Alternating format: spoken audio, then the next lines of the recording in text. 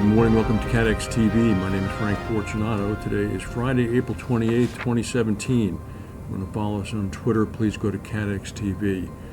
British police say they have foiled an active terror plot in northwest London.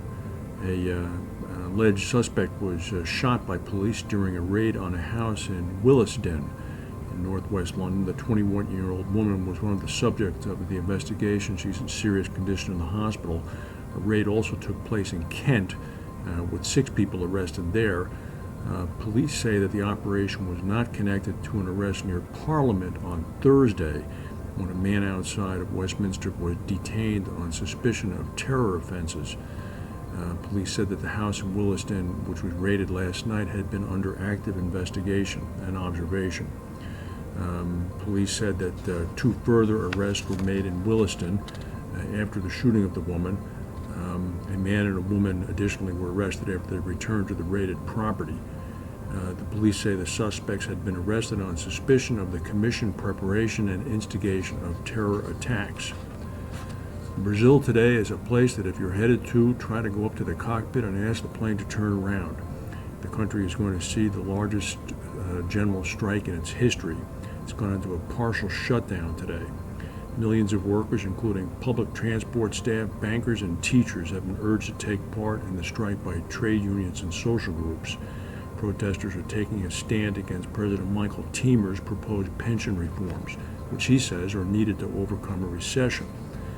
The president of the trade union group Força Sindical said it's going to be the biggest strike in the history of Brazil. Demonstrations are planned across the country. They're planning on blocking the road to the airport in Sao Paulo by putting burning tires out there. Roadblocks are being put up. Private and public schools are closed across the country. And in Sao Paulo, the country's biggest city, most bus, train, and metro services are not operating.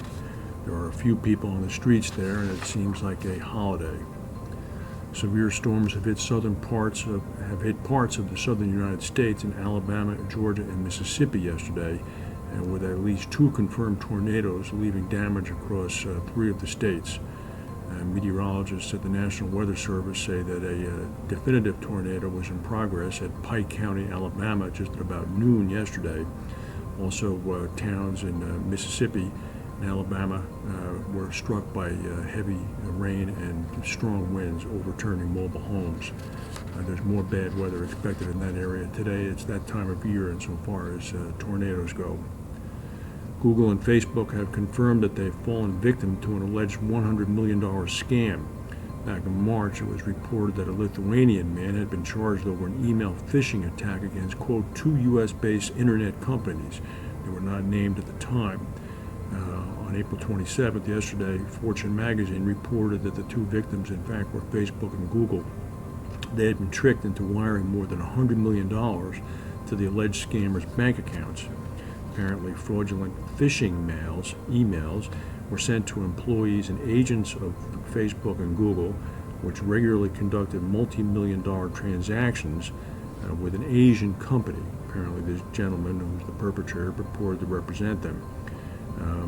Anyway, what ended up happening is that the perpetrator forged invoices, contracts, and letters that ended up resulting in payments being made directly to him. As you may know, the largest reinsurer in the world is Munich Re, and as you may also know, this week Nicholas von Baumhard retired as CEO after 13 years at the helm. His replacement is Joachim Wenning. Wenning said that he may not be to everyone's liking. However, the hard-nosed approach could prove valuable as the 52-year-old Wenning tackles falling profits, disgruntled investors, and headwinds beyond his control at Munich Re. Wenning has spent his entire career at Munich Re. Investors at Munich Re are impatient about Munich Re's unprofitable primary insurance business, Ergo, which they argued distracts from its reinsurance business, as well as numerous digital initiatives which have yet to pay off.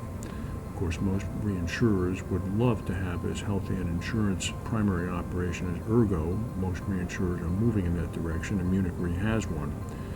Munich Re employees arrived at work yesterday to find a video message from the new CEO on their desktop saying, "I am confident as I take on this role." He reiterated a promise that Ergo, the primary company, will contribute about $653 million in profit to the overall bottom line beginning in 2021. Wenning apparently is a little bit of a hard-nosed negotiator. He said that it's important for him to hear unpleasant realities, even if in the first moment they are hard to accept. I am not everybody's darling. Mr. von Baumhard, on the other hand, was a bit more courtly and a little bit more reserved. Von Baumhard, of course, steered Munich Re, continuing to make profits through one of the worst reinsurance premium pricing epochs in the history of the business. Well, another day, another Trumpism. Yesterday, in an interview with Reuters, Trump said that he would like to solve the North Korean crisis diplomatically, but that indeed a, quote, major conflict is possible. Upon release of the information by Reuters, stock markets in Asia promptly plummeted. In an interview with Reuters, he praised President Xi Jinping for his handling of North Korea, calling him a very good man who loved his country. Trump also said it had been very hard for Kim Jong-un to take over North Korea at such a young age. He said he was a 27-year-old man. His father died and he took over the country. Trump has said that the United States is going to impose sanctions on North Korea if it conducts further nuclear tests. He also said that he would negotiate with North Korea with a view to remove nuclear weapons from the country, but not to change the government.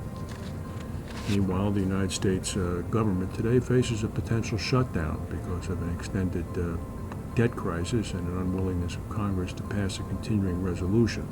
The government will run out of money at midnight tonight unless it's authorized to continue to operate.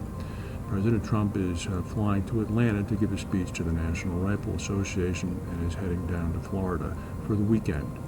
Unknown whether or not he's going to play an active role in the discussions to keep the government open. That's the news for today. If we have any breaking news, we'll come back and tell you. Thank you for watching, and we'll see you Monday.